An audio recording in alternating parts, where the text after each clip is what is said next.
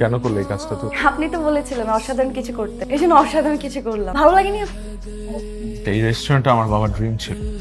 Publicity কতটা দরকার ছিল সেটা শুধুমাত্র আমি জানি। এখন মানুষের মুখে রেস্টুরেন্টের কথা কম, তোমার কথা বেশি। You wanted to be popular, তুমি পপুলার হতে চেয়েছিলে, কিন্তু আমাকে ব্যবহার করে। হ্যাঁ, this was all your plan. না না, আমি তো আপনাকে ইমপ্রেস করার জন্য এত কিছু। বুলশিট। তোমাকে কে বলেছে এসব করলে আমি ইমপ্রেসড হব? সত্যি এত কিছু ভেবে করিনি, আমি এটা করেছি আপনার জন্য, মন থেকে করেছি। লিসেন লিসেন, মন থেকে কেউ যদি কিছু করে তাহলে সেটা মানুষের ক্ষতি হয় না। তুমি যেটা করেছো তুমি ক্ষতি করেছো।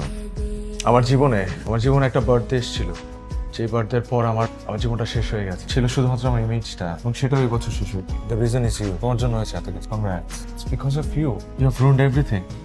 আমি তোমার চেহারা আর জীবনও দেখতে চাই না, প্লিজ। বিশেষ করেন আমি যা করেছি, বিশেষ করে আপনার জন্য মন থেকে করেছি। আমার জন্য আপনার কোনোদিন কোনো ক্ষতি হবে আমি এটা চাইনি। তারপরে বুঝলাম না আপনি এই কারণে আমাকে এই কথাটা বলবেন। অবশ্য ঠিকই আছে, আমি একটু বাড়াবাড়ি করে ফেলেছি, একটু না, আমি অনেক বেশি বাড়াবাড়ি করে ফেলেছি। বাড়াবাড়ি করাও ঠিক হয়নি, কিন্তু বিশ্বাস করেন আমি সত্যি আপনাকে অনেক ভালোবাসি। স্টুপিড একটা মেয়ে তুমি, অসভ্য একটা মেয়ে তুমি।